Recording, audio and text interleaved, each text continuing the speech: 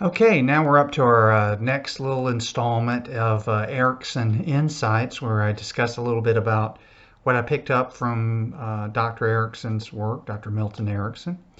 Today I wanted to talk a little bit about what I'm referring to resource orientation. So much, if not everything, that Dr. Erickson did was rooted in trying to find the most effective resources to tap into for his client. Instead of spending a lot of time, if any, in some cases, on the presenting problem or associated pathology, he would tend to focus his attention on reconnecting his clients to those healing inner or outer resources, which would give them that extra connection to themselves to essentially solve their problems. Now, I'm defining resource as any kind of action, activity, belief about oneself, whatever it is that Erickson could utilize to stimulate some shift in the way the person related to their problem. A case that I read of Dr. Erickson's is that a young man who had we would call it today, extreme social anxiety, where he couldn't walk down main streets. He would always try to have to dodge through alleys and back ways because he was just overwhelmed with fear and anxiety about interacting with people and kind of connecting with others. So Erickson, after he began working with this young man, stopped talking and thinking so much about his issue with going down the main street. He started to focus on the young man's fitness program. So Erickson, as his medical doctor, designed this fitness program of weightlifting and associated kind of things that every week when the man went to see Erickson, they'd go over the fitness program and the weightlifting, and Erickson would compliment him on how well he was doing and how he was getting stronger and more defined in his musculature. And this is not quite, what we were usually taught in graduate school when we're doing therapy work, is that we really need to spend more time on the problem and the thoughts about the problem and the etiology of the problem. Well, in a few months, Erickson's patient reported that he felt he was more comfortable coming out of those alleys and going down those main streets.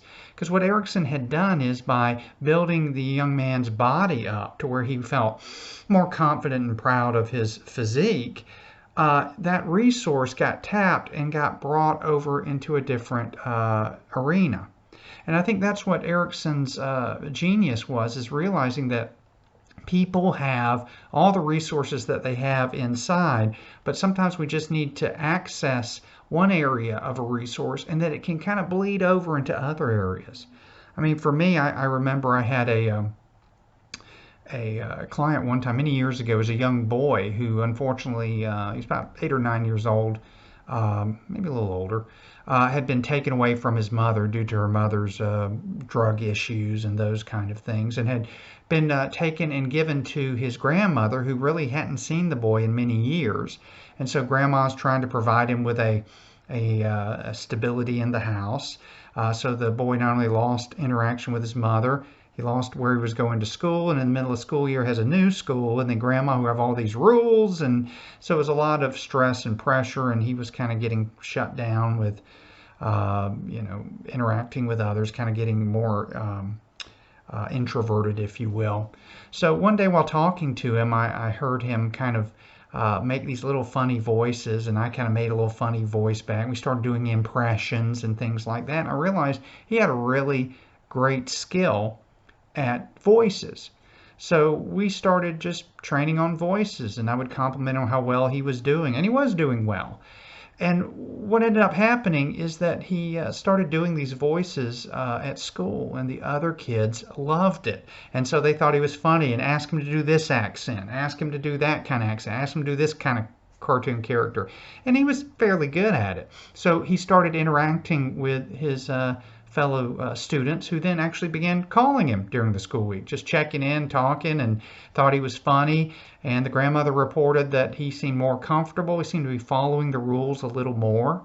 So the resource that he needed was, in my opinion, was competence, and that little bit of using funny voices and accents and all gave him a feeling of competence, which allowed him to connect more with the other students. And then, kind of when that little piece fell into place, then things with grandma started falling into place, and still had issues to work on, but because he developed this level of competence, it kind of transformed a little bit of the context in which these issues were happening. So anyway, since these are short videos, that's the video is a resource orientation. Erickson was always looking for the best resource that a person could access to essentially solve their own problems.